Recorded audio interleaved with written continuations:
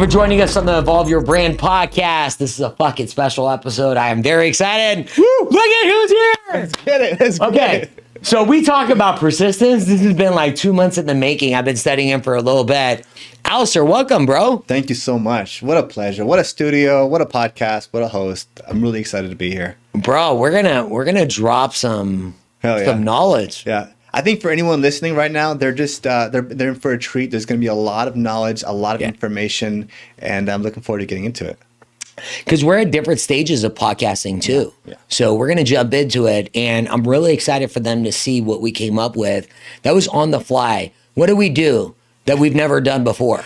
We just went live, and I think that's a great way to kind of just break the ice, get things rolling, and, get people interested in what's going to come. So are you ready to rock and roll? Yes. Let's freaking go. All right. So before we get started and I share with you all the incredible things that he's doing, talk about a serial entrepreneur that really, really understands how to leverage an authentic brand. This is your man. So I want to thank Icon Industry. Shane, you love yourself so much you had to go hire 2 other people with your name. Bro, seriously, I love you. Steven, I wasn't going to let you feel left out. I named the fucking eel after you. So we have 2, 1 more to go.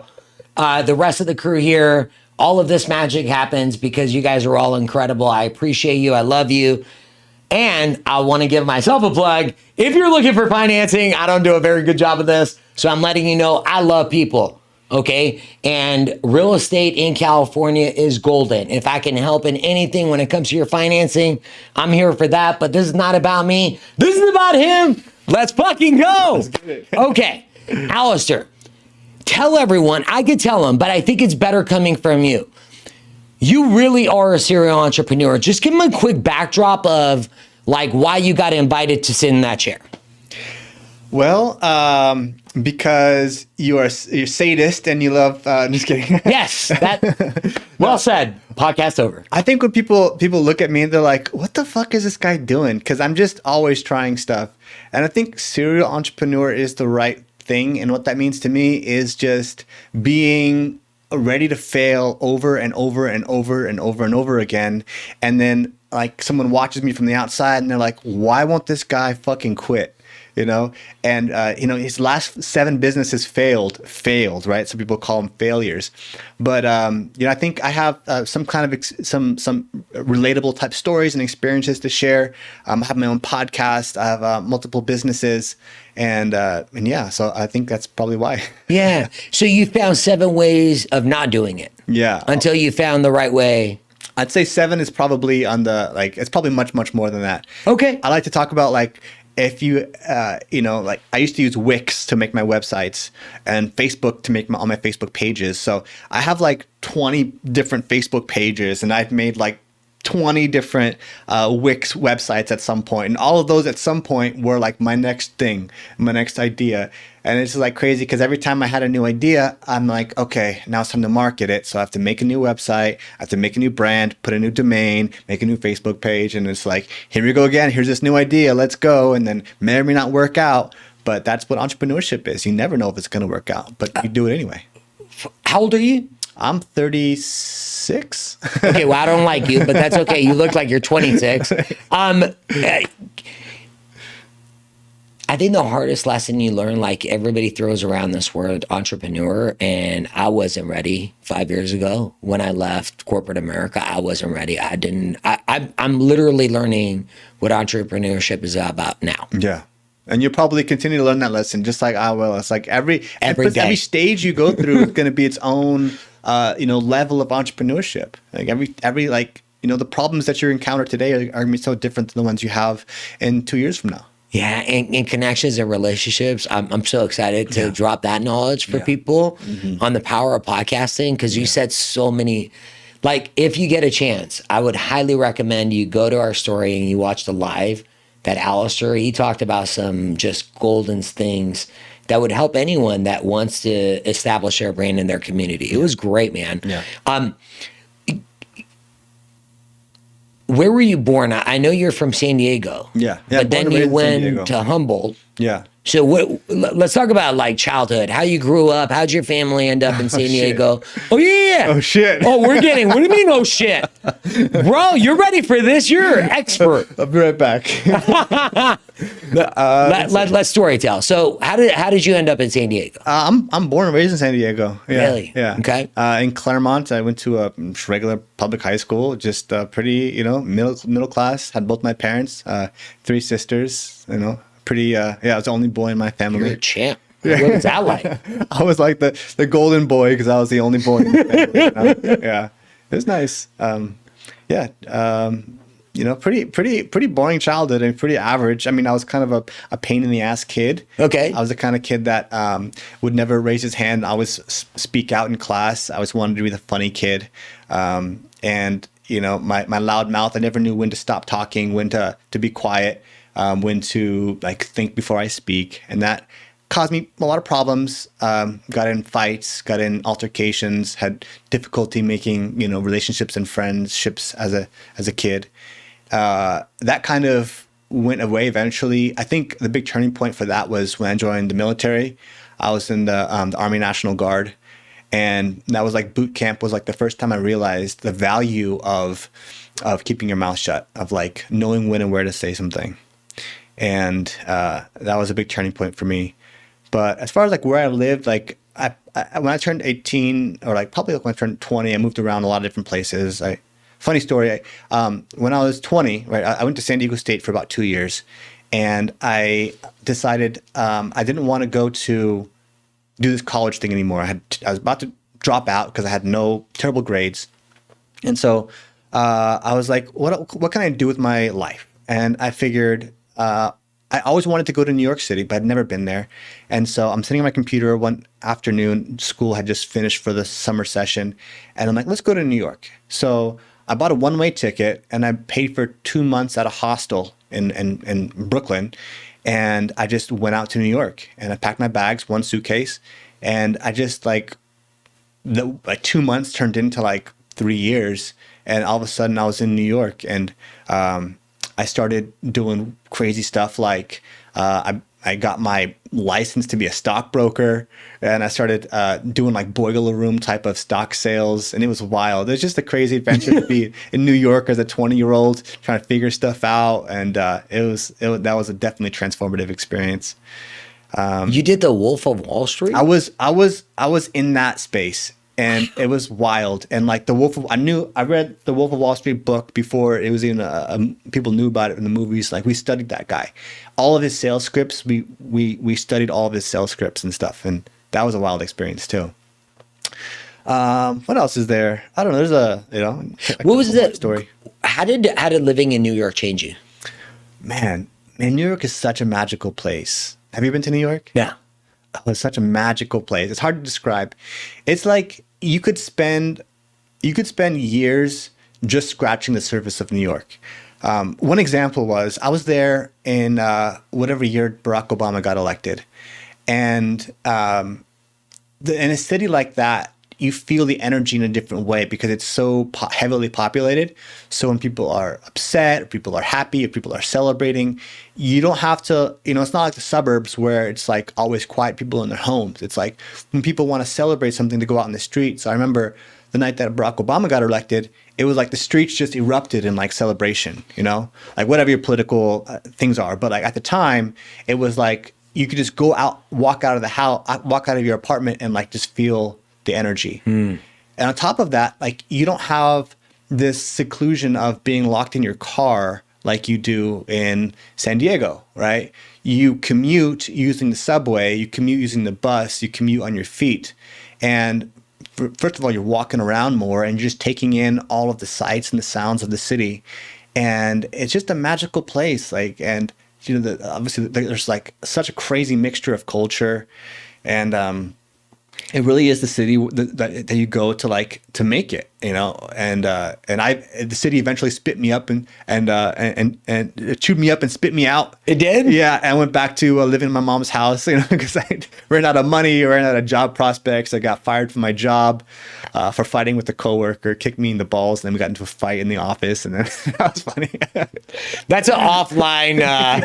That's great. Yeah. So why did you get fired? He kicked me in the balls. Ouch. You really took one for the team there. Yeah. It was one of those lessons, you know, before I joined the military, where I learned that you need to think before you speak. Right. I made a joke to him, like what I thought was like a funny, like offhanded joke, but like it was one of those jokes like, oh yeah, that's what your mom said, right?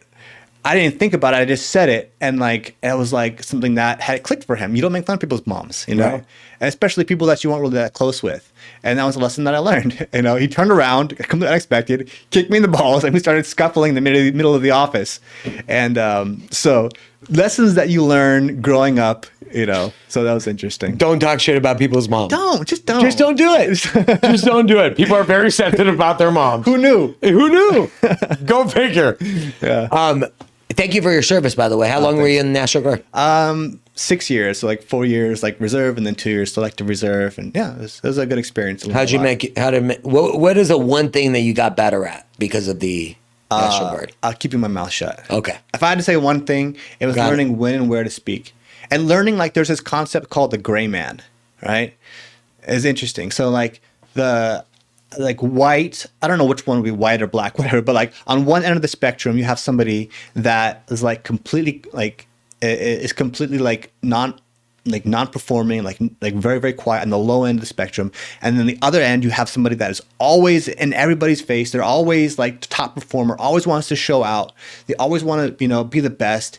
And then you have the gray man, which is someplace which is like you're hustling, but you don't need to show everybody that you're hustling. You're just doing what you do in silence and letting the work speak for itself. And you'd notice in a platoon of like 30 or 50 people, you'd notice there'd be people that are always standing out, always people whose names are being called, for being like trying to be the best. And then you have people that would always be called out for being like the worst. But then like the true best people, if you look at the actual numbers, are the gray men, who always had like the best mile times. They always had the best PT scores. They always had the best like shooting scores. They always had the best, you know, education scores. And they were just quiet, and they just hustled in silence. And I'm like, wow, that's who I want to be. I don't want to be the guy that's shouting from the rooftops, someone that is always telling them that they're best. You also don't want to be the shitbag at the bottom who everybody has to worry about, you know, being a liability. You want to be the guy that just does the work and doesn't need the recognition, and they're leading by being an example of a team member. And so I started to like watch these people, and I was like, that's who I want to be. And this is a struggle for me because, you know, I sometimes want the attention, and I want to be like featured, and I want to be stood out. But that is, you want to let your work speak for itself. And that's something that I'm taking away from it for sure. Your work is speaking for itself. Thank you. Seriously. Thank you. Yeah, I wouldn't give compliments because I study like the best of the best podcast hosts. I think, you know, that curiosity that you have, I could just see it and feel it. Yeah. And I didn't realize that before. Like the energy carries through a video. You can. Yeah. It's mind blowing. Yeah. So I think there's going to be moments today where people are going to be like, fuck, I love this guy. I see why he's on. You know, and it's cool to be able to go like, I was kind of shocked when you said you haven't been a guest yet. I'm like, fuck, all right, well, too bad for them, because if I was a podcast host, I would just have you on so I could get better. Interesting. Think about it. Yeah. Like, do you know how much better I'm going to be today after we're done? Wow. Exponentially better. Same for you. Yeah. Like, I think that's the value. One of the things that I'm trying to do one day at a time is put more substance and positivity on social media. Yeah. And we need that for sure.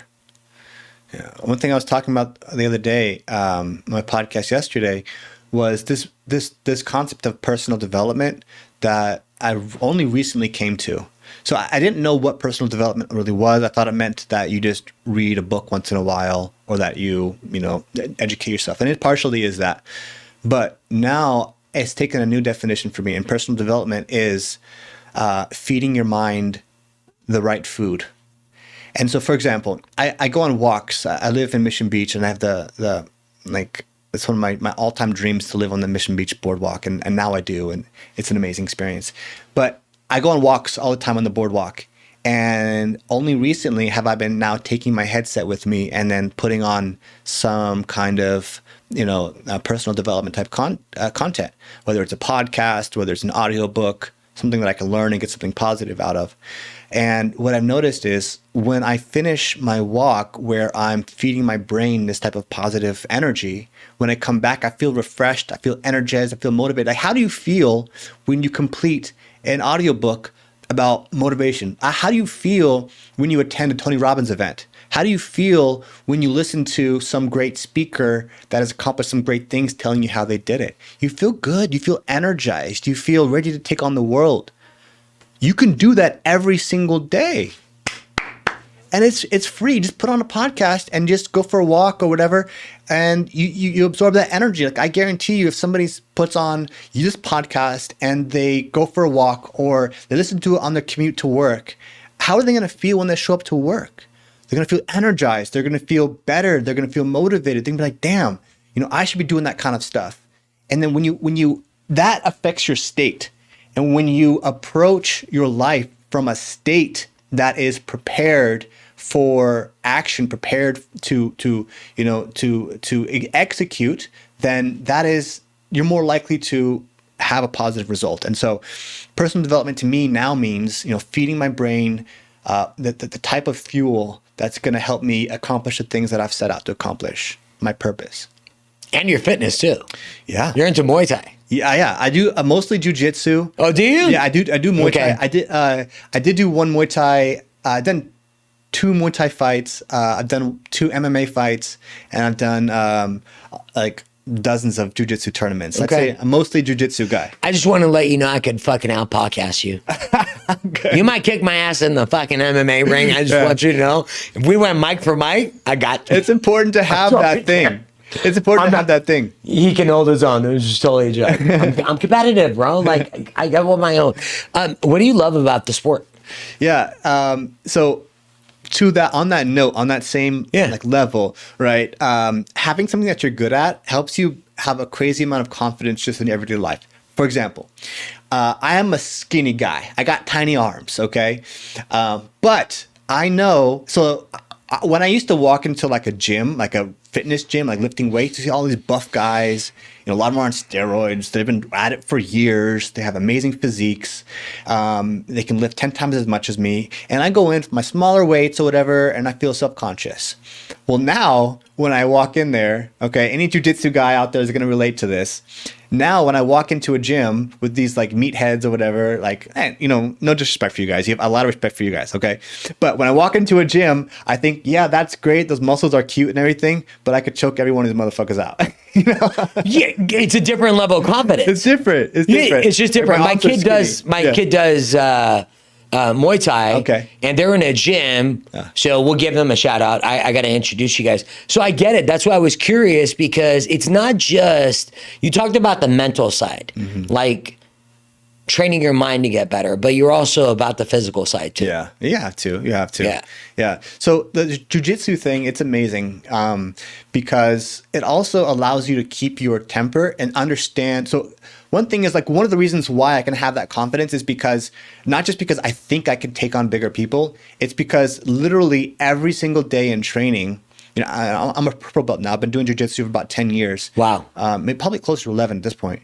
But like, on every day, you always have lower belts that are white, blue, purple, whatever, white or blue, and they're bigger, but they're less trained, like less trained. They're much stronger than me, but they have less technique and less training. So I can easily control them, submit them, have my way with them.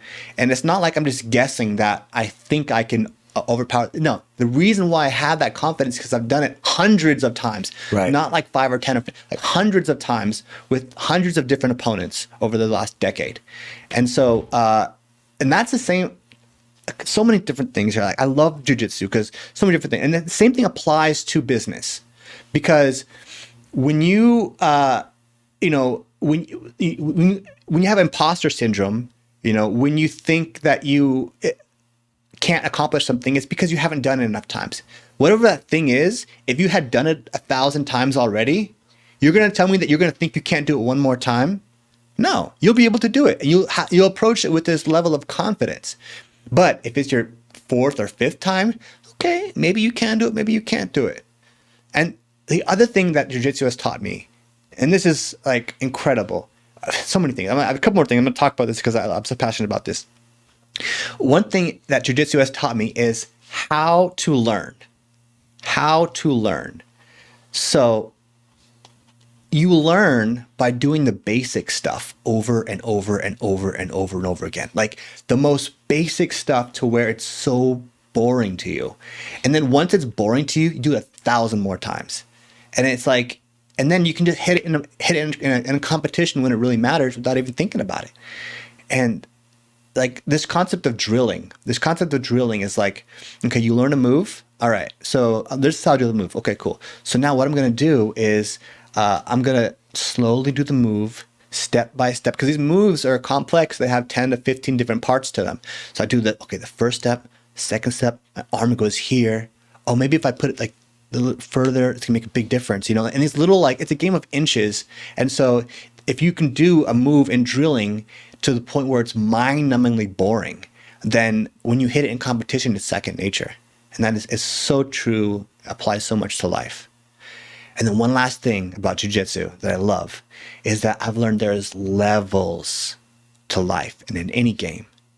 So you could be a 10-year practitioner of jiu-jitsu. I go up against a black belt and they just have their way with me like I'm a toy, you know? And it's like they can just completely like destroy me without even trying. And it's like, and I've been doing it for 10 years. This person been doing it for 20. There's levels. And it's not like they can be less strong than me, but like there's levels to it. And even like to the black belts, there's levels. And just understanding that, like, I thought that, like, if you do something for 10 years, you are like, you can't get any better. No, you can, there's way more. And then you can take that same principle to everything, to podcasting, right? So it's like, you could be a white belt or a blue belt in podcasting. You could do 100 episodes and still be a blue belt.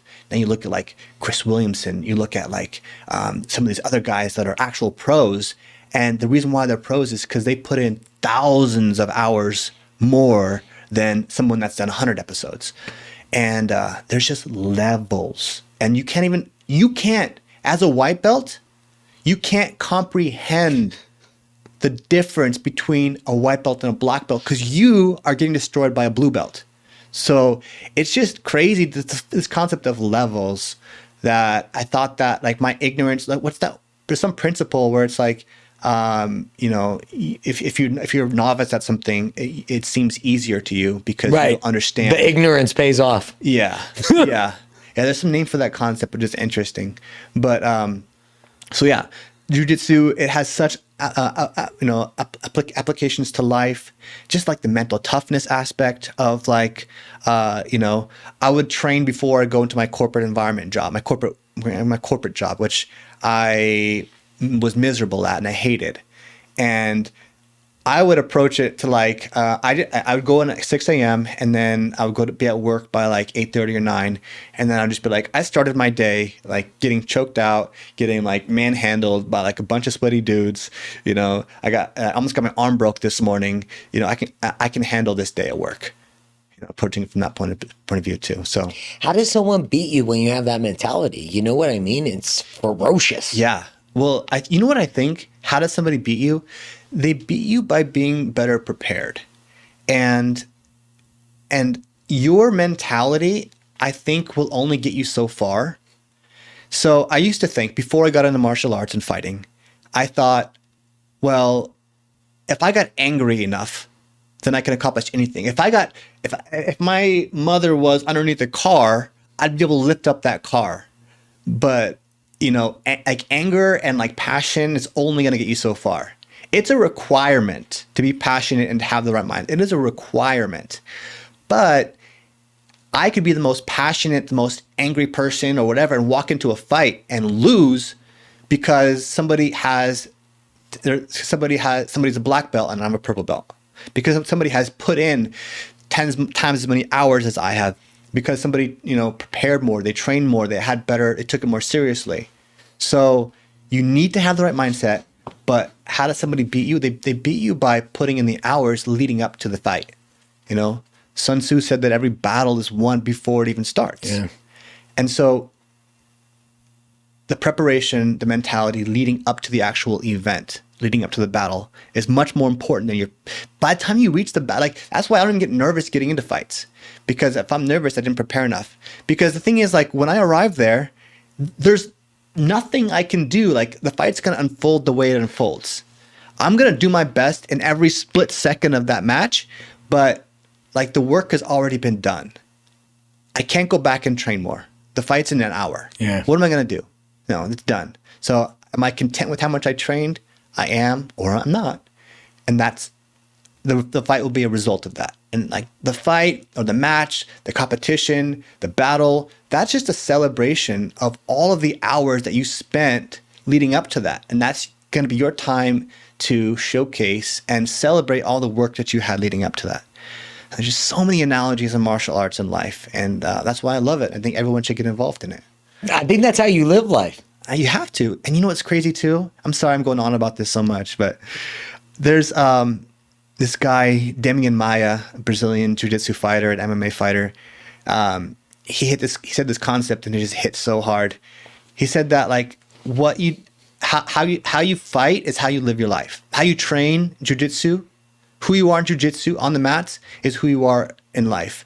So if you're the kind of person that gives up easily, you're going to give up in life. If you're the kind of person that gets angry in the fight, you're going to get angry in your day-to-day encounters. And if you're the kind of person that goes straight for submissions, then you're going to be the kind of person that goes straight to the finish line in your life.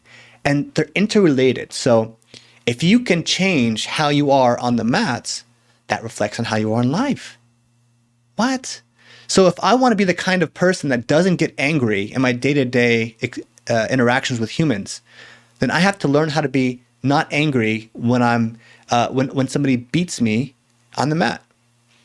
And anything I want to practice in life, I can practice on the mats. And then they work together. It's an incredible dynamic. It's insane, isn't it? It's beautiful. I watch my sons. I got 3 boys. And my youngest, Trevor, he's done Muay Thai. And at first he didn't want to get kicked. And his coach is fucking brutal. His name is Jake. Jake Rockstar. He's fucking awesome. And I won't normally allow anyone to parent my kids, but because he's hard, and you need that in life, because life is hard. So he's learning, and he's grown so much as a man. So I was sharing this with a good friend yesterday. I'm like, dude, I'm a little embarrassed at my 18-year-old and my 13-year-old. So they have 6-packs now. So I went in one of my buddies, Zeke training. He was a Marine. And so we signed up and we went and we did this for 6 months because they're in Costa Rica right now. And they were like, Dad, I'm getting a fucking 6-pack. I'm getting it. But they didn't cuss. They didn't cuss. Yeah. We don't allow that. I do cuss. They can't cuss. So, and it was mind-blowing, bro. Like, to see the growth. Because I think you walk in life differently when you have that level of confidence that you can hold your own. Mm-hmm. That it's about discipline. Because they're not going out there and saying be bullies. They're saying know how to handle yourself.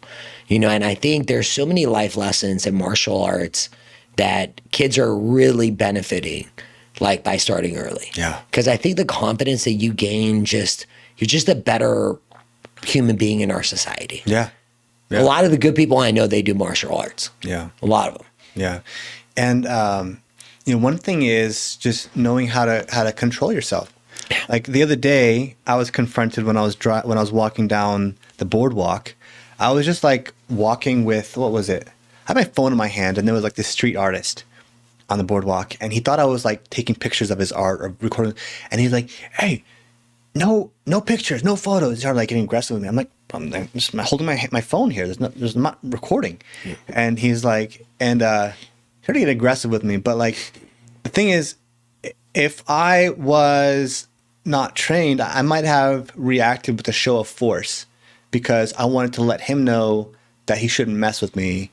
But instead, I was able to maintain my calm and maintain my composure. And that probably saved us from getting in a scuffle on the street. You know, it would have ended very badly for him because he's obviously not trained. But, you know, being able to hold your composure because you know how these things unfold, you know, I don't want to hurt anybody, you know. Exactly. So just having that confidence of like, I don't need to prove that I already know that I'll be able to take you in a fight. So I don't need to prove that. Let's just de-escalate. And I also think that, you know, one of the concerns that I have is my kids being entitled. And I think that's, you know, the more hard things you do, I've had the pleasure of interviewing some incredible people that are doing incredible things, and they talk about their parents and their dad and how hard they were. Like, we need more of that. Life isn't easy. You know, there's nothing wrong with helping our kids understand, like, you achieve what you're willing to sacrifice and work your asses off for. Yeah. Not that life is all about work, but life is about doing hard shit and getting better. Yeah. And sometimes it has to be self-imposed. Yeah. I grew up in a middle-class family, right? I didn't struggle to eat. I always had a roof over my head. And for me, that's like more than I could have ever asked for. I'm very thankful for my parents for that. They gave me a great childhood. So, you know, before I hit the military, I didn't really have a whole lot of hardships, you know? And so that was my first experience of putting myself through something voluntarily that was challenging. And I kind of, you know, missed that when I moved. Actually, if I had to go back, I'd say it probably started from high school sports. You know, that's a really cool thing. If anybody has something that's kind of unique to America, I don't know if a lot of countries have high school sports. So if you're a high school student in America, if you have the opportunity to go to high school sports, that's a great experience to have as a high schooler. That camaraderie, the discipline, the teamwork. The physical aspect, all that is great. So I forgot where I was going with that, but putting yourself through hard stuff is very, very important. Yeah, and I mean, you don't have kids yet, do you? No. But you're married. I'm married, yeah. Awesome. 7 years. Just had our 7th year anniversary. Congrats, man. Yeah, thanks. You guys look really happy. How was? Did you go to Yosemite? Oh man, I meant to ask you, bro. So awesome. I have to bring it up on. Of course, I'm gonna bring it on just because I haven't gone. I love outdoors. You haven't gone? Huh? You haven't been to Yosemite? I haven't. Bro. I gotta go. I know. Yeah. The trick is you have to reserve it in advance because they book up. Man, it's beautiful. It's like. I was jealous. I just want you to know. So here's the thing. My parents used to we took my whole family, four kids, right? Me and 3 sisters and my mom and my dad. We would drive to Yosemite every year for like 7, 8, and 10, I don't know, years. And then we stopped at some point. And I haven't been back there since I was like 8 or 9 years old. So it's been like, you know, 20-something years, 25 years since I've been back. So it was just wild because that was like relived my childhood. But Yosemite is just amazing because you go into like the Yosemite Valley and there's these like, I mean, seeing one amazing mountain with a waterfall is incredible. Right. But you're surrounded by like 4 or 5 breathtaking waterfalls, like all within one view. And it's just, and the river is beautiful. And it's like these huge mountains and these huge waterfalls. It's just wild. It's heaven. It really is. There's nowhere else on earth like that place. Like, you know, there's probably nowhere else on earth that's just like that place. And it's just incredible. Yeah. Do you know what we have in common? I saw you record a video out there where you were, I think you had a webinar. And I'm this guy he's my kind of person. Yeah. He's outdoor recording videos in the middle. Yeah. That was awesome. You got to love her. I mean, what a great backdrop. Yeah. Why not? How many opportunities are you going to get to go record your infomercial? So what's your primary business right now? I mean, we'll talk about, like, I want to finish with the podcasting because we're going to bring the fire. Lead gen, you have a power washing company. Like, what is your primary business right now that's bringing in the revenue to feed what you're ultimately going to do? Yeah. So I'm a marketer. Okay. I'm a marketer, and I've used my marketing skills to launch and scale several different businesses. Most recently, during the pandemic, I got into making content. I made a TikTok side hustle video about pressure washing. And that went like crazy viral, right? 2.8 million views. And I'm like, okay, I guess I'm doing pressure washing now. So, because I've had a background in marketing, I was easily able to scale this company up. And in my first 12 months of my pressure washing company, we did nearly $500,000 in sales. And this year, we're on pace to do nearly double that. And the only reason... It's the second year? Second year in business. Yeah. We'll do close. So I know I kind of did I was kind of like doing it a little bit, and I did just kind of a little bit, but I started taking it seriously in late 2022. And so all of 2023 was my very first 12-month calendar year. And then 2024 would be my second full calendar year. So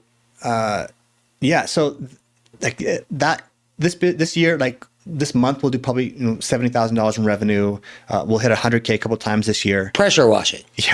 Yeah, pressure washing. And the crazy thing is that we're in a small town. With the pressure washer. Yeah. And you're going to make $70,000 this month. Yeah. Good for you, buddy. So the crazy thing is the town that this business operates in is 26,000 people. Okay. Our serviceable area is 45,000 people. Oh, you're not in San Diego? No. This is up in the Bay. Further in Eureka, California. Eureka. Yeah. So I actually let's manage go. the business completely remote. Look at you. Yeah. The reason why I was able to do that is because I have this. I wear the CEO hat, where I have I've trained employees. We have SOPs in place. We have admin staff. We have sales. We have software. We have automation. So I'm able to run the marketing and manage the crew. Okay. And they do the work. And I'm extremely thankful to be able to hire a team and manage that team, because they're great. And I basically just am able to focus my time on other things. So, that's my big business right now. But I always got into that with the intent of proving a point. What was your point? That if you're good at marketing and sales, you can scale any business. Okay, Hermosi. It's true. It's true. Because you think about, what is pressure washing? Pressure washing is the most basic home service there is. Anybody can need it. Anybody can do it. It's very low skilled. Right, you can teach someone to do it in just a couple of weeks. I can get somebody from zero to completely self-sufficient, a new employee, just a couple of weeks. So how is it that I was possible to scale from 0 to 500K in the first calendar 12 months, and in a town that has in our serviceable area is 45,000 people, when San Diego's got 3 million. So the reason why is because I know how to do sales and marketing, and I can take that same recipe. And I can copy and paste it into any business, and they can have the exact same results. Yeah. So, obviously you need to have a reasonably good market. You can't go out and try to, if you have a bad market, it's going to be hard for you to scale. What's a bad market? What constitutes a bad market? Where the prices of your service aren't very high, if you the market isn't big enough. So one example would be newspaper sales, newspaper marketing. Okay, Yeah. You want to sell spots of marketing on a newspaper. Well, I don't care how good of a salesperson you are. People aren't buying newspapers, and so your customers aren't going to want to advertise on a newspaper because it's just hard. But if you had that same skill set and you sold internet marketing, for example, it's a better opportunity, it's a better market. Therefore, that same effort would yield you 10x results because the market's better. That's an example of a good market. Well, okay, so Alister, let's jump into this. I've been curious about this in real estate. I'm just going to talk about real estate. Yeah. So there's a lot of people that are great on social media, but they're not great real estate professionals. No, they're not related. Okay. Yeah, do you see what I'm saying? Yeah. The hype doesn't constitute credibility for some people. So, I love people that are great marketers, and I think you're the exception because you have standards in the work that you do. You were handling business, and I could just listen. So this is what I'll share with you. I love listening to people. You're inquisitive too. How you conduct your business is who you are. Yeah. That's why I was listening. I'm like, what's he all about? How does he treat the people that work on his team? Mm-hmm. It was awesome to hear that. We have this availability. You're involved. You're not an absentee. Hey, I hope I hope we took care of all the business. Everyone's happy today. Yeah. You're active, and that to me shows that you're putting more on your plate. You're creating time. You're really organized. You got to get your shit done because you do care about the service and reputation. Do you see that, or do you see a lot of marketers that are just about making money? You know, and I think that's the conflict that I have. I got to be upfront with you.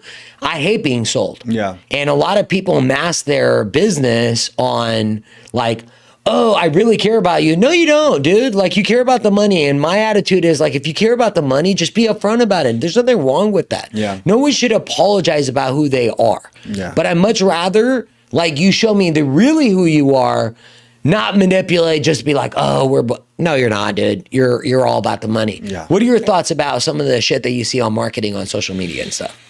Yeah.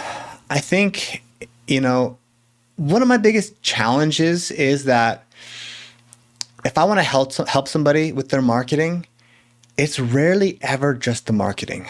Yeah. That's the hard part. So many times people think they just need more leads. And then I get them more leads and they're not closing appointments. Oh. I get them more appointments, they're not closing sales. I get them more sales and the ticket price is too low, you know?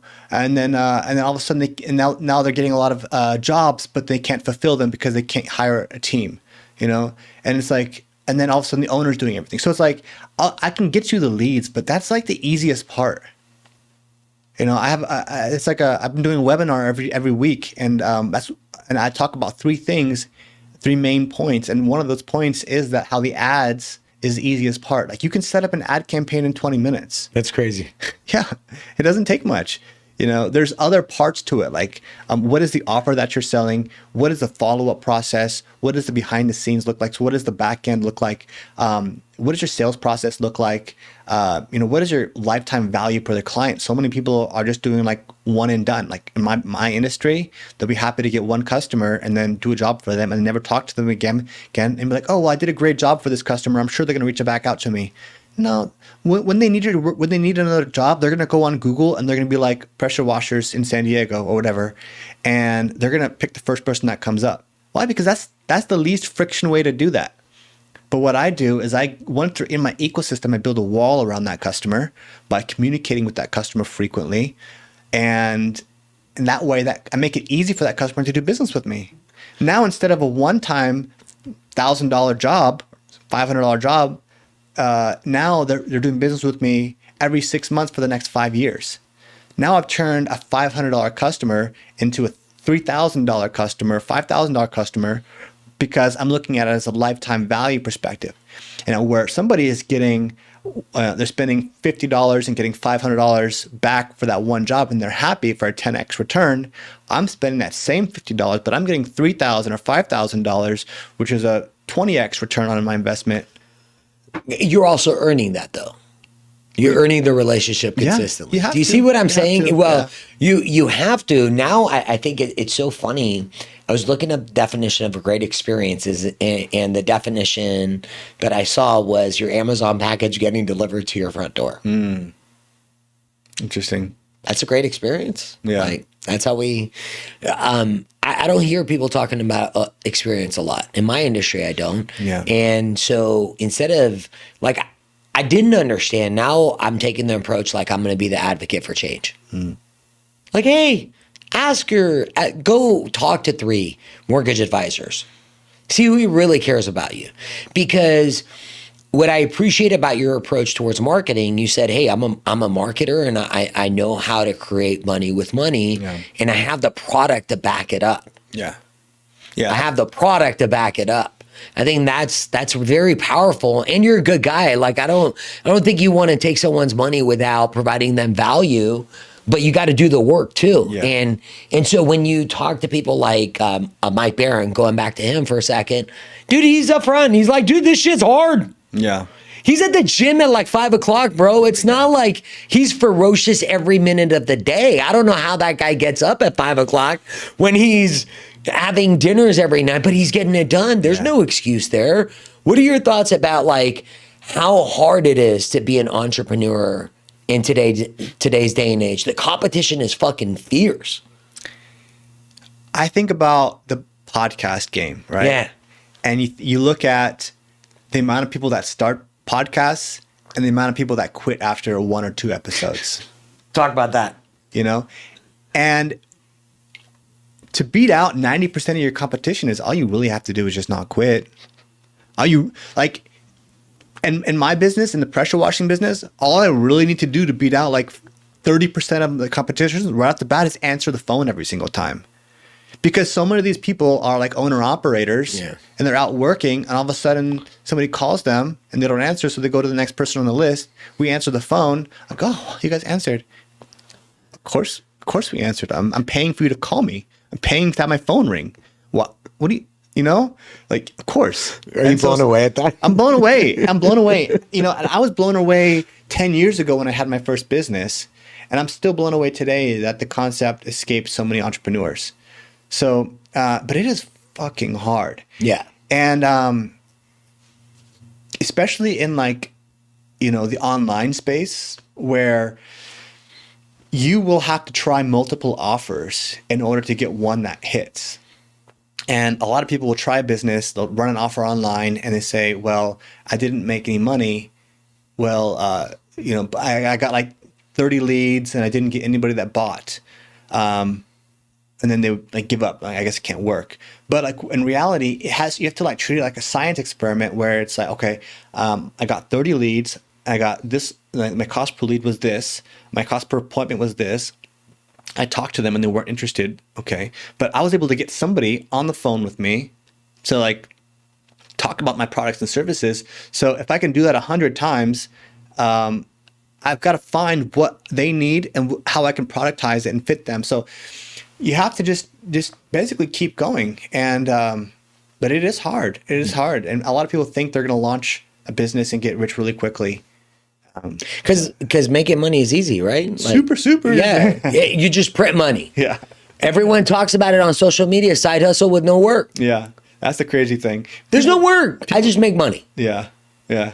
And then there's like the whole, like, what's that word? See, I don't even know the word, but what's that word? Revenue, passive income. Passive income. You know, passive income is my favorite. Passive income. Yeah, I'll get a property. It'd be it'd be easy to get some passive income. Absolutely. Being a property manager is one of the easiest things that there is. So if you look up easiest jobs on the planet, property manager is by far. Yeah, I fell for that one too. You did? Oh yeah, I got a couple rental properties. Okay, good. I got a rental property in Cleveland right now. That's really a thorn in my side. So I have a question for you. After all these years of passive income strategies, how is that passive? It is not, owning a rental property is not passive. You know, I'm sure there are some people that get to that point, but you know, you're dealing with requests, you're dealing with tenants, you're dealing with, you know, like finances, you're dealing with, there's always something. And even if you're like evaluating deals, like that's a thing too.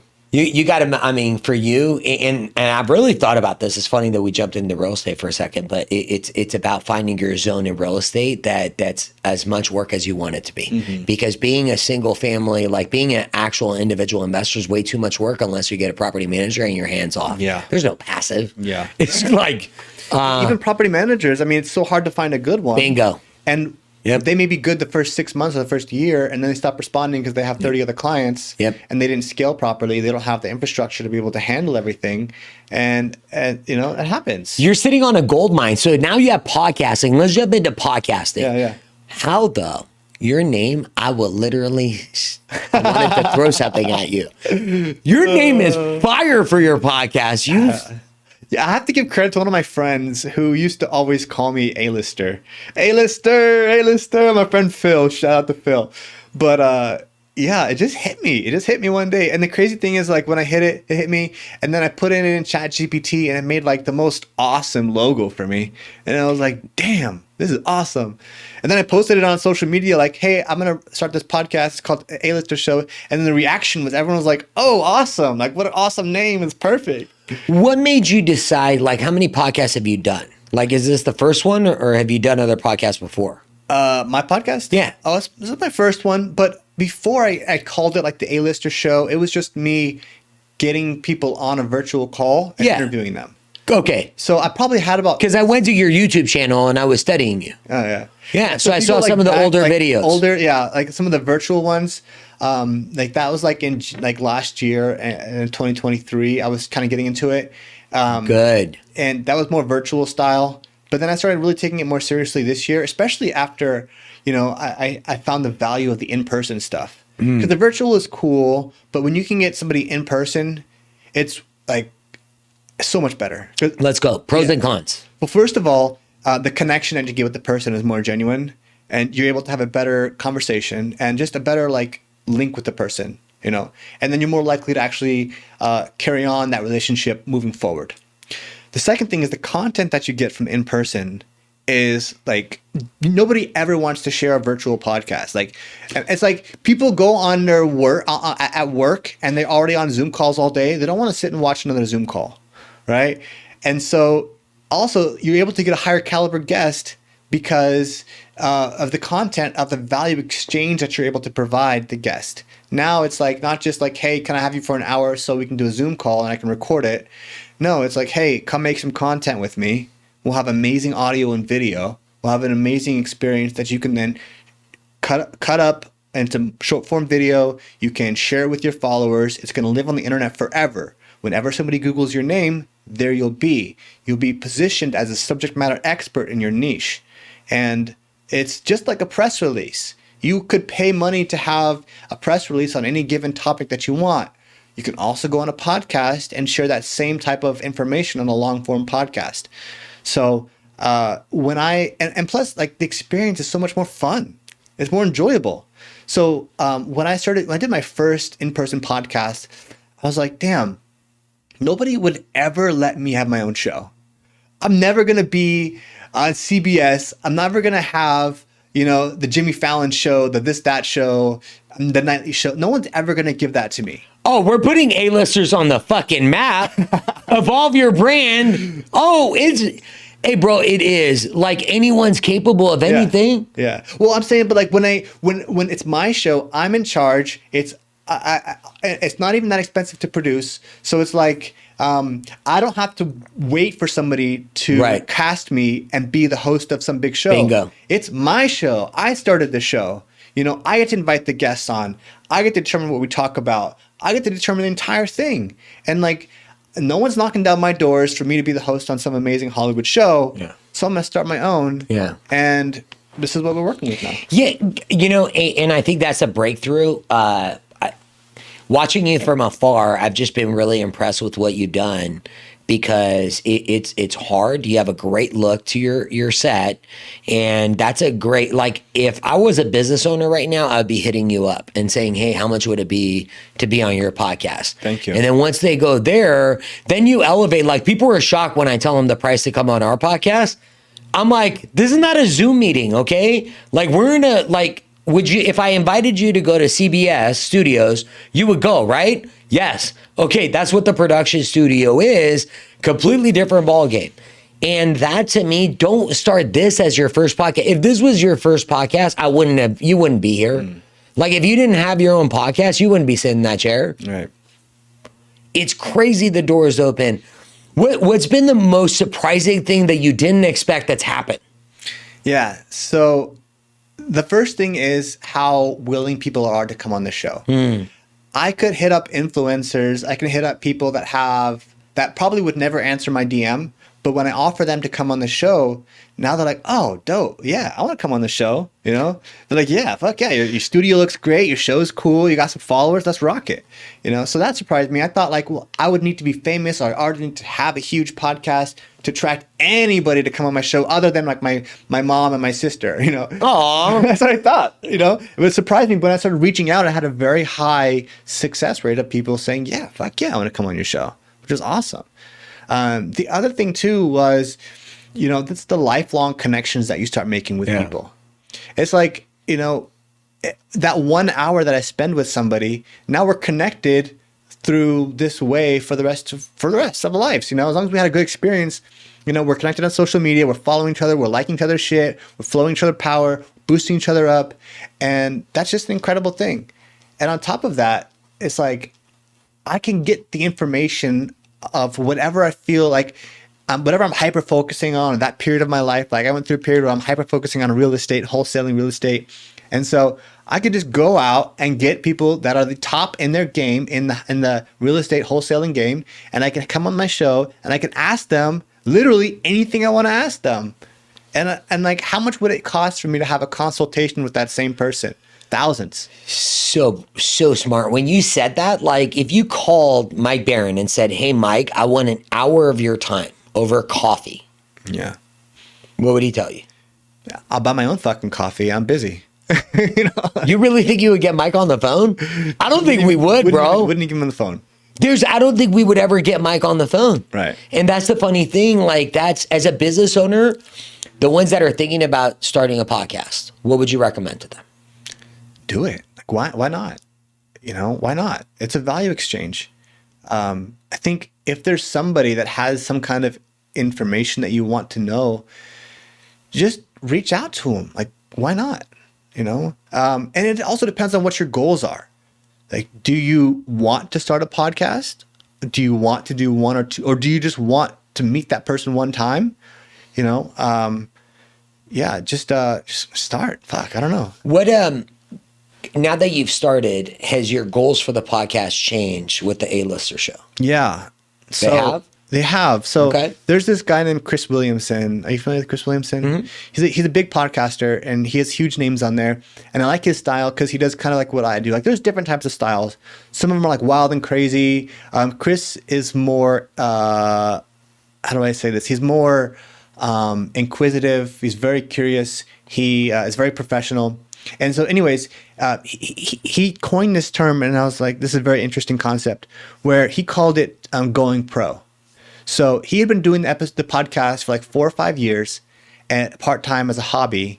And then one day he decided to himself, I'm going to go pro. And it's like, what does that mean? Well, he says, if a professional athlete were to, do your sport the way that they approach being a professional athlete, how would they approach doing what you do? So, for example, a professional athlete, they train multiple times per day. That's their life. Their diet is intact. They're seeking out the top coaches in their field. Constantly looking for like the best equipment and the best. So it's like, if I was a professional podcaster, what does that look like? And what does a professional do that me as an amateur doesn't do? And so how can I go pro as a podcast? So I'm really trying to go pro. The biggest thing is staying consistent, not caring about the followers, not caring about the likes, not caring about that, none of that. It's not even about that. It's about the connections that I make on the show. It's about being able to have good guests and have good conversations. That's it. If I can do that, my podcast is a success. We can't be in control of the outcomes. We can only be in control of the actions. Yeah. I can't control how many views a podcast gets. I can't control how many subscribers I get. What I can control is the quality of the conversation and the quality of the episode. And I can control how many episodes we have. That's my realm of control. So that's what I'm going to focus on. Let's go. And I do the best that I possibly can at those. And I don't worry about the outcomes. Because in the process of me becoming a better podcaster, me being a product of expanding my network, that is the reason why I do it, and everything else is relevant. And you're starting early, man. If I would have started at 36, holy. If I had started 10 years ago. I know. No. I'm living vicariously through you. Don't do that to me. You don't get to flip it.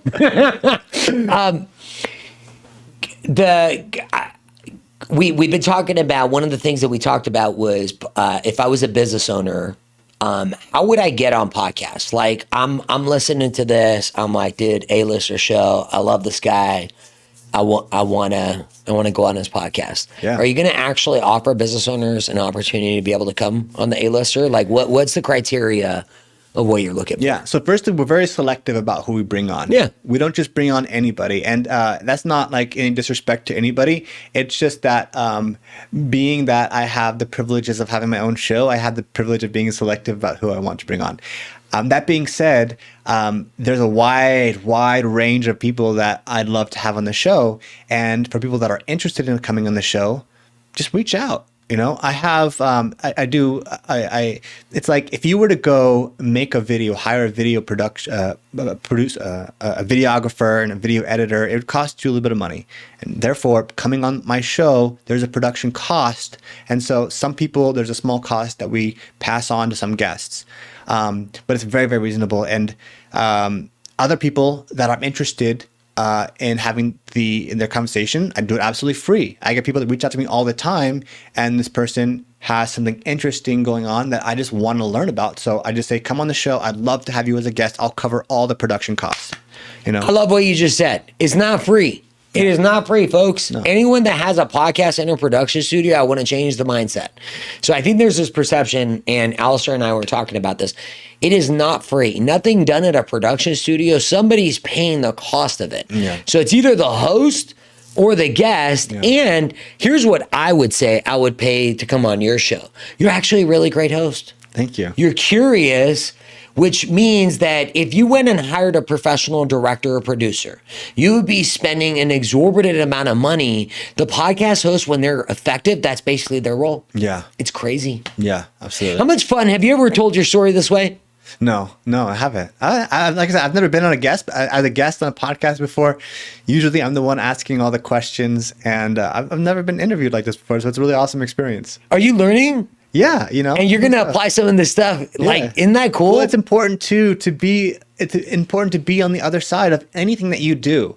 You know, if you are a business owner, you need to shop your business sometimes. You need to see what the customer experience is like. You need to call your own business. You know, if you are, I don't know, whatever you do, and there's two sides to it, you need to frequently go on the other side. If you are in a leadership position, you need to be put into a subordinate position. Like in the military, we did that. It was important to rotate who the leaders are, so we all know what it's like to be the leader, so that you can be a good follower and you can be a good, team member. So it's very valuable to have this experience. What is your thoughts on business owners that don't want to build a personal brand, don't want to be on social media, have a successful business? What do you think is going to happen in 5 years? I understand. I mean, it's hard. It's hard to build a personal brand. I mean, I'm just figuring it out myself. I'm taking it more seriously in the past year or two. But like people see content creators and they're like, oh, that's cringe, or oh, that's so silly. Oh, they're just wanting attention. No, that takes work. Coming up with an idea, setting up your camera, constantly posting content, like that is actual work. And people don't value that until you actually try it yourself. So, I get it to people that it's not for them. What I can say is that there's no higher ROI than investing in your own personal brand. And one of the reasons why I'm the perfect example of this is that if you're somebody that has tried multiple different businesses, and then each one of those businesses, I don't like to use the word fail, but have pivoted, right? Well, the business is dead, but my personal brand my personal brand persists. So if I invest in my personal brand, it's going to persist throughout all of my different ventures for the rest of my life. And I wish I had started sooner, but the best time to start personal brand was 20 years ago. The second best time is today. Drop that nugget. How come you wish you would have started sooner? What would that have done that you've learned over the past 2 years investing so much time, energy, and effort? Yeah, a couple of things. One of the biggest things is putting in the reps. Yeah. And this comes back to jiu-jitsu and like learning, when you're drilling something and you're practicing something, the way you do it on your first 10 reps are much different than the way you do it on your 1,000th rep. So you'd just have a lot more volume. That's one. But the second thing is you'd have, the first couple years or whatever, you're just finding your voice. You're just figuring it out. You're just learning how to be in front of people, just learning about the social media game, about the personal branding game. And like what I know today is going to be nothing compared to what I know in a year from now or 5 years from now. So the sooner you start, and everybody starts from zero. Yeah. Everybody starts from 0 followers. Everybody starts from 0 knowledge. And it's your own personal journey on how you acquire that knowledge. And Yeah, you know, it's very valuable. If I had to, if I had to change anything, I'd just say just the volume, just the volume. And you learn by doing it. You learn by putting in the reps.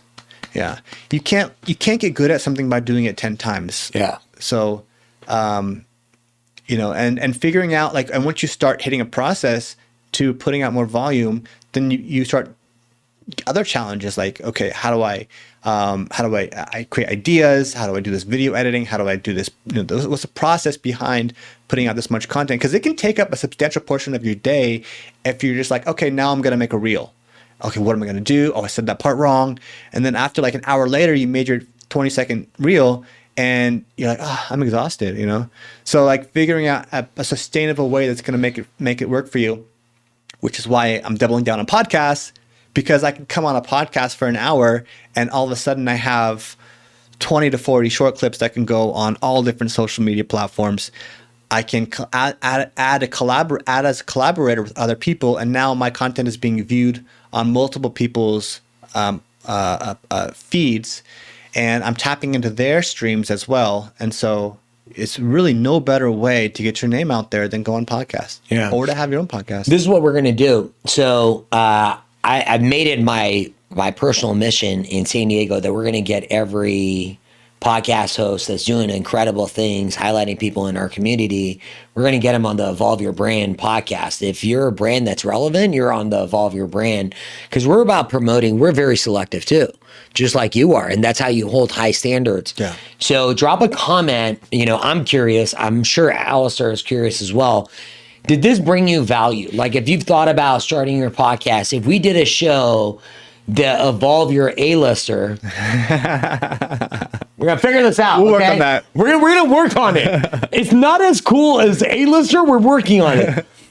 If we did this and we brought Alister on a regular basis once a month, and we talked about all the questions that we're getting, because if I was an entrepreneur that's successful and I have the time and I'm really want to make an impact, I go after owning my community, start a podcast and highlight every person that makes a positive impact. And you would be blown away at how quickly your brand becomes your town. Yeah. You'll be blown away. The only reason, I'm going to be candid with you, the only reason you're sitting here, I wouldn't have known who you are. It's true. I wouldn't have known. This would have never happened if you didn't have a podcast. And then I saw the quality of what you're doing, and I'm like, dude, I gotta figure out how to make this work. It was so amazing to meet you. I'm so honored that you came on. Yeah, it was amazing to meet you too. Overdue. I'm super glad I came on today too. And you're gonna get a shitload of followers from this too. I hope so. Yeah. Let's go, baby. Let's get it. I love it. Yeah. Awesome, bro. Thank you so much. You're welcome. That was amazing. I'm gonna stop these. Okay, before we stop it though. Yeah. Okay. Yeah. So you record at a different studio. This is for Icon. Yeah. You record. How great is this studio? This is incredible. It's incredible. It's a 11 out of 10. 11 out of 10. This is incredible. Amazing studio. Everyone needs to tune in this podcast and subscribe and follow along. And I appreciate that. Here's my question. How much would you pay to come on the podcast? I mean, to be as a guest on the podcast? Yeah, on this podcast. I mean, $500 is very reasonable. I mean, Okay. definitely. I love it. I love that you say that. And the reason why we're getting on video, because I want to... What? Microphone, please. Oh.